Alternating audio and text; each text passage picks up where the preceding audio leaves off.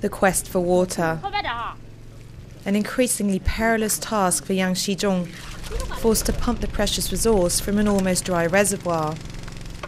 This remote part of eastern China is suffering its worst drought in 60 years, and the farmer is trying his best to keep his thirsty wheat field from withering away. But he's worried. The harvest will be reduced with this year's drought. It's serious. We can't even start cultivating the land, and if this continues, we will soon be deprived of a harvest. I want to irrigate my field, but it's hard to get water.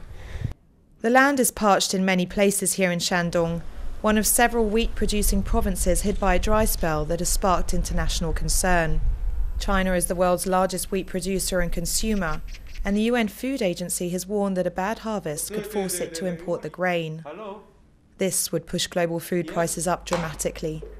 This could impact the food security of some countries, especially those low-income countries that lack food.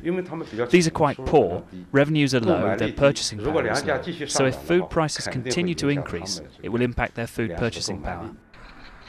Shandong has not seen any significant rainfall since September. Nearly 400 reservoirs and more than 380 rivers have dried up.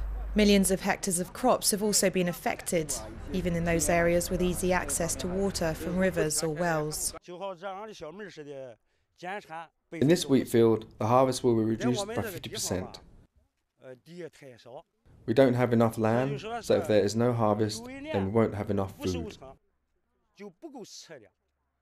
It's not just Shandong that's affected. 7 other provinces are also suffering a dry spell. But it's not all doom and gloom. The government has earmarked $2 billion to fight the drought nationwide. It's implementing emergency measures like building wells, and many farmers are managing to keep their crops irrigated. So far. But experts are calling for more long-term solutions to a problem that may persist year on year. Yang has heard that authorities are coming soon to build a well near his village. And if it rains in the next 4 weeks, it might just be that he will save his crops. Until next year.